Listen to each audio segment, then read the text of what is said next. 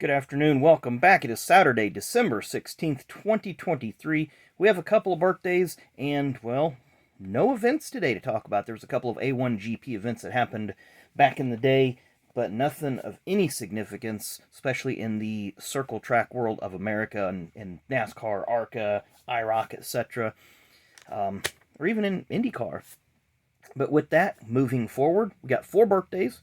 Talk about the first, a former NASCAR car owner and drag racer, but a championship-winning NASCAR car owner.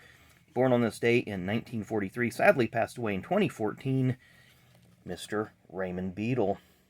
Of course, Raymond bought the assets of the MC Anderson team back after the 1982 season, went full-time with driver Tim Richmond in 1983. Richmond had 2 wins for him, one at Pocono in 83 and one at North Wilkesboro in 1984. They went winless in 85. 86, they hired Rusty Wallace to drive. Rusty ended up getting 2 wins in 86, 2 wins in 87, 6 wins in 88, and 6 wins in 89 en route to the 89 Cup Series Championship. I did interact with John Dodson recently on Twitter about the team in 1986 after Richmond left in 85. If they had any other drivers under consideration for replacing Tim Richmond. Mike Alexander, he said, was actually under consideration for that ride as well, but Rusty had the Aluard and a free sponsorship, so obviously, even back then, drivers were bringing a little bit of cash to the table to help fund the teams.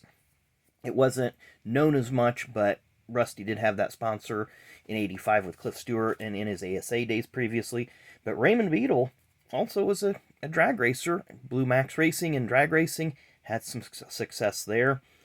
But Raymond, I don't know if he'll get in the Hall of Fame or not. I mean, I think being a Cup Series championship owner should be enough to punch your ticket, but we'll just have to wait and see. Up next, born on this day in 1994, sadly passed away in 1998, one of the toughest top NASCAR officials during his era, Mr. Dick Beaty. Now, I encourage you to go back, and I believe 1988, 89, that era, maybe 91, 92. ESPN would host the race in Atlanta, and Mr. Beaty was the Winston Cup director. There, you see it right there. And he'd always have these interviews. Now, see, this one says 23, so that's interesting. So he's either 99 or 100. Or would have been 99 or 100. But at any rate, Mr. Beaty talked about during those interviews, or they'd have cameras at the drivers' meetings. And Mr. Beaty was very stern and would always be talking about, okay, there's 2 championship contenders in this race today. If you spin one of them out, you better find the other one and spin him out too, or we're going to black flag you. But luckily it never came to that. The races were generally always clean. Lots of excitement, lots of drama, so on and so forth. But Mr. Beaty would have been either 99 or 100, depending on what source. Our next driver, former Truck Series champion, I believe back in, 2015, 16, thereabouts. He's won races in Xfinity, and he's made the last 2 Championship 4 races in the Cup Series. Born on this day in 1994, Mr. Christopher Bell. So that would be, is that one of his Truck Series? Let's see what it says.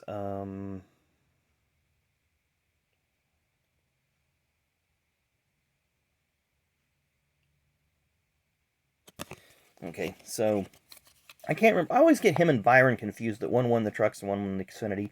Pretty sure Bell won the Trucks, but nonetheless, sorry for that pause. But he's been with Toyota in the Toyota pipeline for a great many years.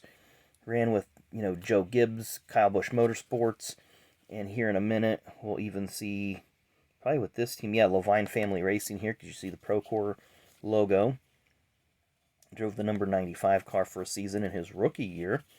Finished second or third to Cole Custer that year in the Rookie of the Year, 2020.